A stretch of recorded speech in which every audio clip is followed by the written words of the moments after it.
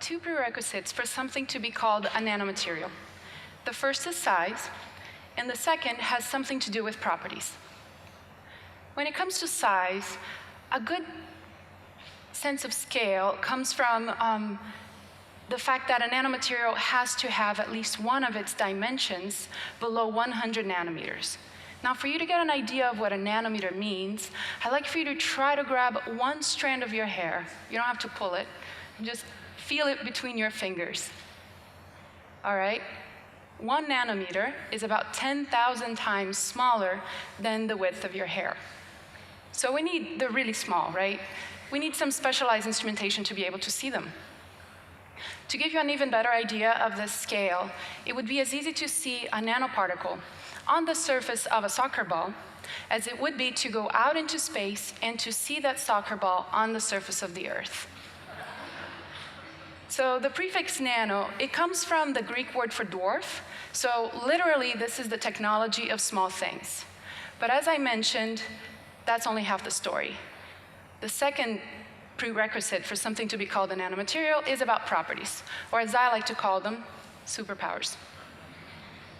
So it would be like taking a dog and making it smaller and smaller, and then you keep making it smaller until it gets to nanoscale, and then, oops, it's a cat that tweets like a bird. It's something completely different. So some materials, they can behave completely differently than the same material on a bigger scale. Some materials that are not reactive, when you make them that small, they may become reactive or catalytic. Some materials that are not conductive to electricity, for example, when you make them that small, they become conductive or superconductive. Some materials become harder, some materials become stronger. We're still discovering all of these new properties of nanomaterials. I'm going to give you an example of one of these superpowers using gold and silver, two precious metals that we've been using for millennia, and we know them very well, right? You're probably wearing them in your jewelry tonight, perhaps. So we've known them so well, they've lent their names to the colors, gold and silver.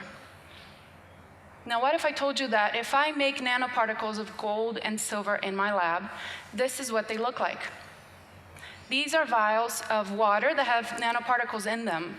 And yeah, the silver nanoparticles actually look gold, and the gold nanoparticles sort of look like cranberry juice. So if these are not even the same colors as the bulk materials, what are the things can they differ? Now, let's pretend that we all get on a plane and we head off to Paris. We're walking around the city and we get into the Cathedral of Notre Dame. You look out at these beautiful stained glass windows, so brightly colored. Now, what if I told you that if we grab a little piece, like a chip of the glass, and we bring them back to Virginia Tech and we look at the glass using our electron microscopes, what you would actually find out is that embedded in the glass are nanoparticles, much like the ones in our lab. So perhaps if these nanoparticles have been sitting in the stained glass since the 13th century, then maybe nanotechnology is not that novel after all. However, it wasn't until a few decades ago that we were able to develop the instrumentation that's needed to see that there are actually nanoparticles embedded in the glass, and to find new properties and new applications, new uses for these nanoparticles. In fact, we've been finding so many uses for these properties that there's been a fair amount of fear in the media that's led by uncertainty. After all, it's natural to wonder, what will happen if I end up eating these nanoparticles? What will happen if they touch my skin? What will happen if they end up in the environment? So I'm one of many researchers who are trying to address this uncertainty by doing research in the field of sustainable nanotechnology. And to us, sustainable nanotechnology means two things. It's about looking at the potential implications of nanotechnology to the environment and to human health, but also looking at applications of nanotechnology for sustainability to help the environment and human health. When I first started working with this, I first got curious about silver nanoparticles. So beyond looking gold, the other superpower of silver nanoparticles is that they are antimicrobial. Silver nanoparticles release silver ions, and they're very, very efficient at killing viruses, bacteria, and other microbes. So of course, for that reason, silver nanoparticles have been incorporated in a variety of consumer products. Now, we know from research that our bodies are actually pretty smart at handling silver nanoparticles if we touch them, or even if we ingest them.